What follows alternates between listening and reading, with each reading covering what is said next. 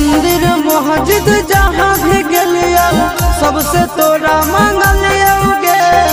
तोरा हम हंसलियो हरदम अपने भले कानलियोगे। मंदिर मस्जिद जहाँ भी गलिया सबसे तोरा मांगलियोगे। तोरा हम हंसलियो हरदम अपने भले कानलियोगे।